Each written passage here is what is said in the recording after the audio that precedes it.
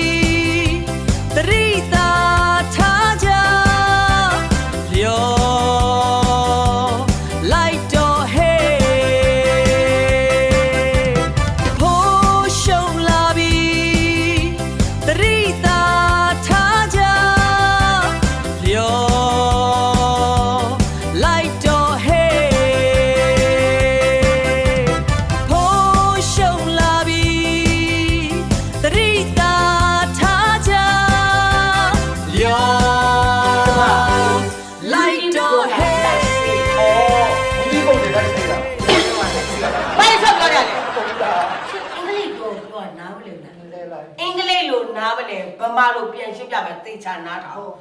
အလှအပဆိုင်ရာအွန်လိုင်းကနေရောင်းပေးနေအလှပမင်းသမီး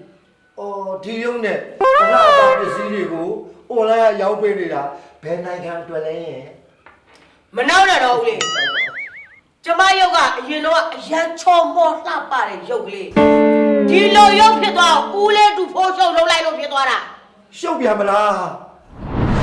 အားလုံးပဲမင်္ဂလာပါရှင်ဟေမိုင်းဒီနေ့ချစ်တဲ့ပြိတ္တကြီးကိုမိတ်ဆက်ပေးချင်တာကတော့စနာတဘာဝအသားဖြူတနခါအရည်လေးပဲဖြစ်ပါတယ်ဒီတနခါအရည်လေးอ่ะဆိုလို့ရှိရင်ခရီးဆောင်ပဲသွားเนาะဘယ်ဝဲခရီးထွက်တဲ့အချိန်မှာအလွယ်လန့်တကူလဲလိမ့်လို့ရပါတယ်ဒီမှာကြည့်တနခါလေးကအရည်လေးပါရှင်ဒီမှာကြည့်ဟေးလားဒီမှာဟေမိုင်းလိမ့်ပြမယ်ဒီလိုလေးလိမ့်လိုက်အောင်လွယ်လန့်တကူလိမ့်လို့ရတဲ့တနခါအရည်လေးနဲ့ချစ်တဲ့ပြိတ္တကြီးကိုမိတ်ဆက်ပေးခြင်းလို့ပါရှင်အရန်မွေးတာပဲသူ့ရဲ့အမွေးတဲ့အနံ့လေးကလေဟိုဘယ်လိုခေါ်မလဲရေမွေးနိုင်ကြီးလို့လေဆူဆူကြီးမဟုတ်ဘူးသိလားတင်းတင်းလေးမွေးတာရှင်ပန်းရည်နံ့လေးတွေလည်းမဟုတ်သူကလေတဘာဝတစ်ဖို့တစ်ဦးနဲ့လှုပ်ထားတာဖြစ်တဲ့အတွက်ဒါလေးကလေအရန်ကောင်းတယ်ဒါလေးလိမ့်လို့ရှိရင်8နာရီခံပါတယ်ဒါကြောင့်ဒီတနခါရေလေးရဆိုလို့ရှိရင်ပါဝင်တဲ့ပစ္စည်းလေးတွေကိုလည်းဟိမှာပြပါမယ်ရှင်းမတောင်ပါမယ်ကတိဖူပါမယ်ကောရှားဆောင်လက်ပတ်လေးလည်းပါသေးတယ်ရှားဆောင်လက်ပတ်လေးပါတဲ့အတွက်ကိုအသားကြီးကအေးနေမှာပဲเนาะဘယ်ကိုပဲယူသွားခရီးဆောင်ပေါ့เนาะဟောဒီမှာမျက်နှာမှာလိမ့်လို့ပို့နေလားအလဟတ်မဖြစ်သွားဘူးဟာဒီမှာလက်တွေကိုလိမ့်ချပလိုက်နေလောင်တန်လန်းခံတယ်စနာသဘာဝတနခါအရည်လေးရဆိုရင်မျက်နှာလေးမှာပို့နေလို့ရှိရင်အလဟတ်မဖြစ်အောင်တော့လက်ပို့လိမ့်လိုက်နေလောင်တန်လဲကောက်ွယ်ပါတယ်ရှင်ကဲမိန်းကလေးတိုင်းဆောင်ထားစနာအသားဖြူတဘာဝတနခါအရည်လေးပါပဲရှင်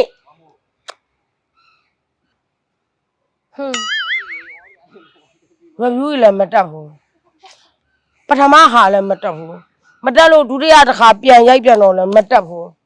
စိတ်ညစ်ပါတယ်အမှုကြောင့်တကယ်ပြောငိုခြင်းနဲ့ဘာမှလည်းမသိဘူးဘာဖြစ်နေမှလည်းမသိဘူးစိတ်ညစ်ဖို့ကောင်းလိုက်တာဘယ်လိုလုပ်လို့ယူလည်းမတက်ဘူးမျက်နှာစူပုံနဲ့လိုက်ပွင့်ဟုတ်တယ်လေငါမှစနာတနခါလိုက်လို့တော့မဘျူးမတက်ဘူးလေဘျူးမတက်တော့လုပ်ငန်းချင်းတွေကငါ့ကိုဘယ်လိုလုပ်အပ်တော့မှလဲလို့စိတ်တွေညစ်နေတာယူဘယ်မှာကြိုးစားကြည့်ဘာရောက်မှုအင်္ဂလိပ်လိုပြောကောင်းတယ်ဘိုးလိုပြောနေရာတဲ့ပထမလာကြငါဘိုးလိုပြောလို့အကျဉ်းတော့ဖုံးပါလေဇရွေးတွေကြီးပဲအဲ့ဒါလည်းမတက်ဘူးအဲ့လိုက်မတက်တော့ဘူး ဘာဖြစ်နေမှလည်းမသိ ကျွန်တော်ကြံပေးမယ် ဘူးလုံးသွားပါလေ လိုက်ပြန်နေဆိုတာဒီပစ္စည်းကိုကြော်ညာဒီတိုင်းပဲကြိုင်ပြီးကြော်ညာတာမာရီတဲ့နာမည်ကြီးတဲ့ဆယ်လီတွေလည်းကြော်ညာမယ်အာဟိုလောက်ဒီလောက်ကားတဲ့ဟိုကောင်မကြီးရတယ်ကြော်ညာမီလီယံနဲ့ချီသူတို့ကောင်တွေကြောက် view တွေတက်တယ်ဟုတ်တယ်မလားရှောက်လောက်တော့ဟိုမာရီတော့ရိုးသားလွန်းလူကြောက်လာမတက်ဘူးအဓိကပါ idea အေးငါမောင်လေးပြောပါမယ်အေးဟုတ်တယ်ဟုတ်တယ် စဉ်းစားပြီ ဟုတ်တယ်မောင်လေးစဉ်းစားပြီ ကျွန်တော်ရမယ်ဒီပစ္စည်းကိုဒီလိုဘဲကြော်ညာလိုက်တော့ဒီပစ္စည်းကြော်ညာဆိုတော့သူကကြော်သွားအောင်အဲ့တော့အကြော်မခံကျင်တော့စလာနဲ့ तू ဘာပြောမလဲဆိုတော့သိချင်အောင်အထောင်မြင်းတို့ခဏနေမကြော်ဝါနဲ့ဦးနော်ဘာဝပစ္စည်းတွေပေါင်းတယ်အဲ့ဘာပစ္စည်းတွေအိမ်နဲ့အိမ်အောင်ဖေးမှလည်းရှာလို့ရတယ်လွယ်လွယ်ကူပစ္စည်းတွေလည်းကျမပေါင်းတယ်ရမယ်အဲ့ဒါတို့မာရပေါင်းတယ်မျက်နှာပေါင်းတယ်နော်မျက်နှာတစ်ချာမျက်နှာလည်းဝင်သွားမဟုတ်လားအသားလေးဝင်သွားပြီအဲ့လိုတဘာဝပစ္စည်းအပင်မိုင်းခံရှာနေမဲ့အစားဒီတဘာဝစံတော်တော့အဲ့မှာပွဲပြီးမကောင်းလားအိုက်တယ် အေးဟုတ်တာပဲဟုတ်နေတော့မောင်အဲ့တဘာဝပစ္စည်းတွေဘယ်မှာတော့ရှာမှာတော့ ကျွန်တော်တောင်း ငါမောင်လုံးကအဲ့အာကိုတာတော့ YouTube ရှိ YouTube ဖို့ရှုပ် ဟုတ်ပြီ YouTube ထဲမှာ အေးလုံးစမ်းပါဦး ဘာဝပစ္စည်းများနဲ့ပေါင်းတင်ပေါင်းမာကြီးကလိုက်မှတ်တာ မှတ်ထားမယ်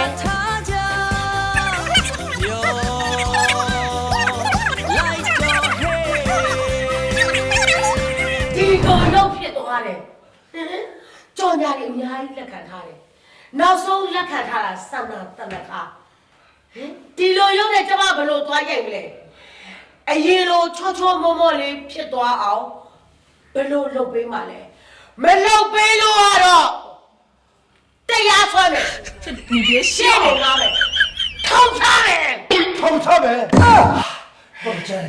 တော်ကြတယ်တော်ကြတယ်အလားပါတရားလေးလည်းပြန်ပြီးတော့လုပ်ပေးပါမယ်လုပ်ငန်းလေးတွေလည်းနောက်ပြန်ဆုံးလို့ရအောင်လို့ဟိုတာဝန်ယူပေးပါမယ်တာဝန်ယူပေးပါမယ်နော်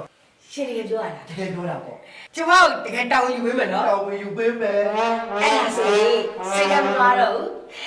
မိဘတွေကိုပြောလိုက်တော့မယ်နော် ဟာငါတို့ယူရမယ် အသက်ကြီးနေပြီတော့ပြောင်းလဲပြောင်းသားမလုပ်နဲ့အခုပဲဦးလေးကျမတို့တောင်းယူမယ်ဆို အေးလေတာဝန်ယူရဆိုတာမင်းရဲ့ဟိုစီးပွားရေးကိစ္စတွေဒီမျက်နှာအလှတွေတာဝန်ယူရလေ ကျမလည်းအဲ့ဒီမျက်နှာကိုပဲပြောရနော်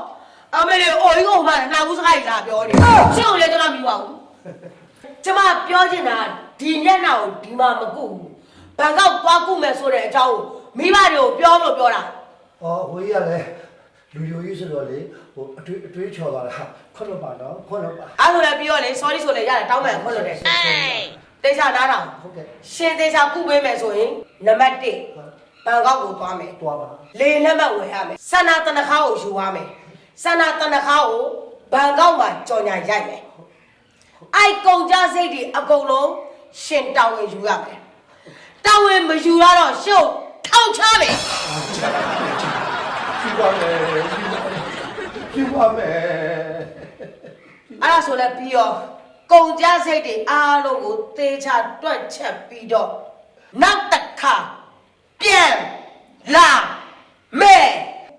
ယောပေးပါမယ် ပြီးတော့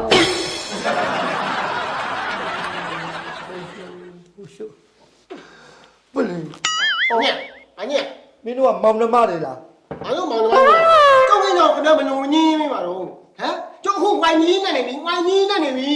ဟောခွဲအကြီးရှိလား နောက်တိုင်းတော့ဘာရင်ညောနေရတော့တုံ့တော့တာတက်နေတာမျက်နှာကိုညောနာည ပြဿနာပြောလို့မင်းကပိုင်းကြီးဆိုငါလက်ပါတော့အေးပြောပြဿနာဘယ်လိုတက်လဲ ညီလို့ အော်တိပြီငါတို့ဖိုးရှုပ်လုံးလိုက်ပြန်ပြီမို့လား ဟုတ်တယ်အဲ့ကောင်လုံးလိုက်တာညောကဘုံလုံးမအညောင်းတွေကိုလိုင်းပေါ်မှာလိုက်တွင်းတွင်းနေဝေးပဲအကြံမြင့်နေဘူး ဒီလိုက်ပါပေါ်လုံးဝကြည့်ကြလား မိုင်းကြပြောင်းလာညောင်းလာညုံညုံမိမယ်ညင်းညင်းနေတော့ပြောင်းတယ်လို့ညောင်းတယ်လို့မနှုတ်နဲ့ခင်ဗျားတော့ကောက်ရမယ်အခုနှုတ်နေလားတော့ညာနှုတ်နေလားမညာနှုတ်နေလားညော ဘယ်ချိန်မှမစိုးရစနေပြီတခုစေးသားကြီးပါငါတူရဲ့မဲအတန်နဲ့လိုင်းပေါ်မှာပေါ်လုံးပဲဝေဘာတဲ့လူဖြစ်နိုင်မလားလို့ အဲ့ဒါကိုညောနေတာအဲ့ဒါကိုညောနေတာကျုပ်အနံငုံလုံးအညာငောင်းမင်းညာကြောင့်အညုံဝဲကျုပ်ကိုလာတာညောမလွန်ဘူးဘောလုံးဝဲဝါဒနာပါလို့ဘောလုံးဝဲလိုက်တင်းတွင်းနေလို့ဝေးမဲ့အညာနုနဲ့မလုပ်တာအခုခဏညုံလုံးညုံမဲ့သွားတာခဏညုံလုံးဒီလိုညင်းသွားတာစိတ်ညစ်ပါတယ်ကွာဘာဖြစ်မှမသိဘူး ရေးကြီးရဲ့ပွဲပါဆိုတော့ဒီမိုက်ကလာပြက်ဒီချိန်ကျမှဖုံးဆက်မိုင်းလဲလာပို့မဲ့ချိန်နဲ့ကြာမာနဲ့လို့မှမိမမို့တော့ပေါ့ကွာပြဿနာပဲငါတို့စိတ်ညစ်တယ်ဒုက္ခပါပဲ ဟဲ့မောင်ဖုန်းဆက်ခေါ်တယ်ဘာလဲစိတ်ညစ်လဲပြောဘာစိတ်ညစ်ခဏငါမေးဘူးမန်ယူဖန်ဒီညမန်ယူရဲ့လေပါဘူးမင်းလေးလေးတိုက်ထားတယ်ဂျိုးရတာစားမယ်ဒီပါလေးအဲ့မလွတ်ဘူးလားလိုက်မလွတ်မန်ယူလိုက်မလွတ် အဲ့ကိစ္စပဲစိတ်ညစ်နေတာအဲ့ကိစ္စပဲလိုက်လို့မရဘူးလေငါဘိုက်ကအတမ်းဖောက်ဖြစ်နေတယ်ဘာဖြစ်မှမသိဘူး အတမ်းတော့ အေးလို့ဒီနေ့အရေးကြီးတယ်မျိုးနဲ့အောင် အချင်းကညက်နေဝက်နေနေ အဲ့ဒါပြောတာလေအခုချိန်မှာဖုံးဆက်ပြီးလမ်းမှာဆိုရင်လာပို့မဲ့ချိန်နဲ့ဘာနဲ့ဆိုမမိတော့ဘူးအဲ့ဒါစိတ်ညစ်နေတာ အဲ့အောင်မိုင်းမရှိပြီးအစမပြေဘူးဖြစ်ဒီမှာတော့မရဘူးညမေးနေတာတခုရှိတယ် YouTube တခုလုံးရှိတယ်နော်အဲ့ YouTube ထဲမှာမင်းရဲ့ mic model နံပါတ်ကိုရိုက်ထည့်လိုက်နော်မင်း mic ကဘာ error ဖြစ်တာလဲဒါသိကြတယ်လောတယ်ကွာမင်းနီးလာနေပြီးတော့အေးနီးလာနေပြီးတော့အတန်မရလာမလား ဒီလိုလို မီးတော့ပဲအတန်မဝင်ဘူးအဲ့လိုမလားကိုကြီးငါပြမယ်မကြည့် mic model နံပါတ် YouTube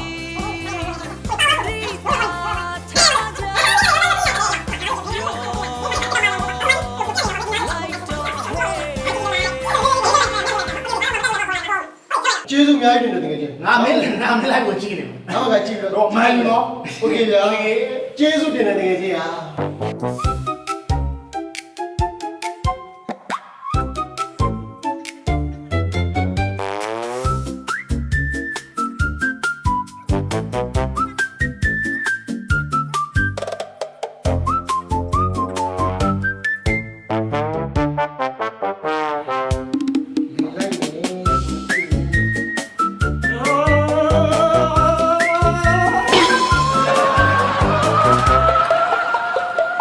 အဲ့လိုတန်းနိုင်မီးနေကညုတ်တဲ့နိုင်မျိုးမြင့်သွားတယ်ညုတ်တဲ့အရင်တိုင်းပြန်မမေးလို့ရတော့နော်အရင်သူတွေလို့တရားမညွှန်ငဲမနိုင်ဘူးထောက်မညဘူးခင်ဗျားတို့ညီညီပြောက်တယ်တွေ့တဲ့နေရာမှာညီနေတယ်လို့ ကျင်းစားတဲ့တို့ပါ ဟုတ်တယ် ဥပဒေဓာတ်လိုက်တော့ခံစားပါကောင်းပြလုပ်ပြပါမယ်ကောင်းပြလုပ်ပြပါမယ် တင်ညာရနော် တေးကြပါလေ အဲ့ဒါညီနေ ကျေတတ်တော့ကျေတတ်တော့ ညာ ညာ ညီနေဝင်တော့ အဲ့ဒါဟွာလေးပါဒီကျေစားကတမျိုး အဲ့ခန်းနိုင် ဟဲ့ဟဲ့လာပါလေစောသမားလေးကိုယော်ပြီးပြီလေနှက်ခါမနာနဲ့ အာနတ်ခါယူမယ်နော်ကလမနတ်ခါယူမယ်ကလမစီဝဲတခုတည်းလောက်တာမဟုတ်နတ်ခုလောက်တာနော်မနက်ဆိုရင်ပေါင်းစီရတယ်ညနေဆိုရင်ကလမနွားနွညောင်းတယ်အခုပေါင်းစီကိုရှင်းသူကနေပြီးတော့ဂျူးဂျူကနေကြည့်ပြီးတော့ကောင်းအောင်လုပ်ပေးမယ်ဆိုပြီးတော့လုပ်လိုက်တာပေါင်းစီရတယ်ပြီးတော့ပေါင်းစီသွားပြီအားဒါမှလုပ်လက်ရှိရော ယော်ပြရပါလား ဟုတ်တယ် ယော်ပြရမယ် ရောပေး မယော်ရပါလို့ပါ မရောပေးဘူးနော်ရက်စကတော့တိုင်မယ်နော်ကလမ မထိုင်နဲ့ တိုင်မယ် အရင်လိုပဲကေပေးလေးနဲ့လွှဲပေးမယ် ကျင်းတဲ့နော်အခုစီအဲ့ဒါကျင်းတဲ့နော် နေဦးနေဦး โอเค နောက်တစ်ခါလေဘာလုပ်ငန်းစီးပွားရေးလုပ်မယ်ဆိုတာငါ့ကိုကြိုပြောထားအောင် အာပြောမယ်အခုစီစိတ်ချတာအခုစီပြောမယ်နော်ကျေးဇူးနဲ့သွားပြီနော်သွားပြီ ကြိုပြောထားအောင် သွားပြီ ဟိုရှော့ကို YouTube ကပတ်ဆက်ရတယ်ဆိုပြီးခိုင်းပြီးလိုက်တာအခုတော့ယော်လိုက်ရတာတောက်လျှောက်ကိုယော်လိုက်ရတာအခုလည်းဘယ်သွားနေတယ်မသိဘူးပြန်လာမှတွေ့မယ် ခဲပြန်လာမလဲဦးလေးရဲ့ ဘာဖြစ်လို့ ဦးလေးတို့အခု YouTube ကြည့်ပြီးတော့လေလမ်းထဲက workshop မှာအင်ဂျင်ချဖို့လုပ်နေပြီ ဘာလက်တူ YouTube ကိုကြည့်ပြီးတော့လမ်းထိပ်ကဝိုင်းရှော့မှာကောင်းအေးချဖို့လုပ်နေတော့လက်ဖြစ်မလို့အဲ့ဒါဆိုခလိုက်ပါရမှာပေါ့တမင်းဆိုင်ကတော့လားတော့ခဏပွင့်တာဟာ YouTube ကိုကြည့်ပြီးတော့အေးချပါလေခလိုက်တော့ပါရမယ်ဘုရားအေးဘုရားငါတားမှဖြစ်မယ်မဖြစ်ဘူးငါတားမှဖြစ်မယ်ခိုးရှုပ်ငါတားမှဖြစ်မယ်တော်ရှုပ်တဲ့ကောင်ပဲ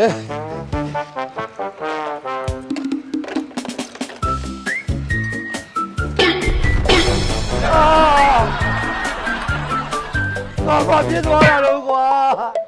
ငါဘာဖြစ်သွားတာလို့ကွာ ဟာဦးလေး ငါဘာဖြစ်သွားတာလို့ ဦးလေးမှာဘောဦးလေးမှာဆိုင်ကယ်လေးမှာကျွန်တော်ဦးလေးတူလုပ်ထိုက်တာလေ YouTube ကြည့်ပြီးတော့ကျွန်တော်ဆိုင်ကယ်ကိုလုပ်နေရလေ အေး အဲ့မှာ YouTube မှာစီသားတက်တာတယ်မင်းဆိုင်ကယ်ဟိုတဲ့ကပ်ပြောင်းလိုက်တဲ့ကပ်ပြောင်းလိုက်ဆိုကျွန်တော်တော့မမောင်းရဘူးလေမမောင်းရလို့ဦးလေးရှိကိုကျွန်တော်တွန်းလာတာလေဦးလေးကျွန်တော်မပြောမဆိုပဲဆိုင်ကယ်ယူသွားတာလေမောင်းထော်သွားတာလေ အဲ့လိုဖြစ်သွားတာလား အဲ့လိုဖြစ်တာဗော ဟာမေးဆိုင်ကဘာဖြစ်သွားသေးလို့ ဆိုင်ကယ်ကြီးမှာတစားစီရတာဘာမှမရှိတော့ဘူးလေဟာကုန်ပြီလေဦးလေးရဲ့မယူပါဘူး ဟာငါလည်းသွားပါပြီကွာ အမျိုးမပြောဘူး အမျိုးရိုးရိုးလေးပဲအောက်လာတင်းမှလည်းအောက်ပြီးတော့ဒီလိုအခုကြည့်ရ ဒီဓာတ်ပုံရိုက်မယ်နော် ဓာတ်ပုံရိုက်ခိုင်းပြီးပါ โอเคโอเค တို့ကိစ္စလာတာ သူကမင်းတို့ဘာလို့လဲလို့ အာဒီလိုတော့ပြန်သွားတော့အခုစီ သူကတော့အထက်ပြောလေ အာဖြစ်ပေါ်ကဒီလိုအခုစီ ကျမလုံးကြီးရောင်းနေဖြစ်ပုံကဒီလို ကျမကတော့လို့ရတာနော်ဖြစ်ပေါ်ကလည်းအဲ့လိုပဲတော့ပြည့်တယ် 啊，我明来没来呢，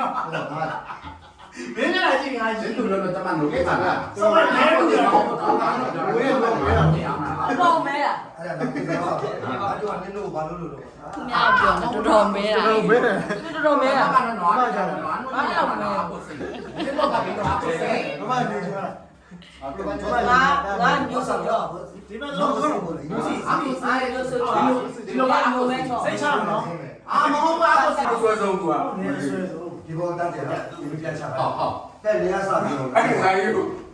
ယူဟာကိုတက်မှာလားကိုလေးမှာအေးအဝေးလေးဝိုင်းနေတယ်သူအေးအဲ့လိုကိုလေးနည်းနည်းနောက်ပြီလားစစ်ဆုံးပြီလားအေးအဲ့မော်နီတာလေးကိုသူ့မြင်အောင်ပြပေးတယ်ဟိုကင်မရာတော့ဆောင်ပေးပါစစ်ဆုံးလို့နည်းနည်းကပ်ပြီးရရပြီဒါပဲအဲ့လိုလက်ကဒါပဲโอเคပေးနေနေတော့ဘောင်းလေးနဲ့လောက်တာညစားပြော မဟုတ်ဘူးဘုံတော့ဘောင်းတင်တယ် တမန်တို့ကိစ္စနာနော်ဟုတ်တယ်လား ရှင်းပြီတော့ 新都楼楼就嘛弄没啥了， ရှင်းတို့လုံး 老 လုံး 老 လုံး 早 လာ 了。 အဲ့ဒီကြတော့ ဒီကအဲ့ကိုတက်ပြီး အဲ့ဒီတော့ကိုဆိုင်ရနေဆိုင်ကိုပြိုလက်မှာဆောင်းတယ်ဒါစီရရတယ်ဘယ်လိုလဲဒီလို ဆက်ခရက်ကရတယ် 你爱要不啦？阿江那里要叫楼油是吧？对吧？妈耶，这不老。 ဘူဝါပါဘူဝါပါ 地铺啊， ဟာလဲ 妈了。 စင်းစင်းဘူ ရင်နဲ့ကြီးတယ်ရင်နဲ့ကြီးတယ် 那我妈了，那个啥？ အခက်ကလေးတွေပါတယ် 都爱点钱嘛。我那个没那哪嘛一来不了，好嘛，哎那个，你爱点包了，你爱点来点不弄，不要了。 မရဘူး ရှော့ပဲနဲ့ပါသွားတော့ပြီးသွားတယ်ညနေမေးပြောတော့ရှော့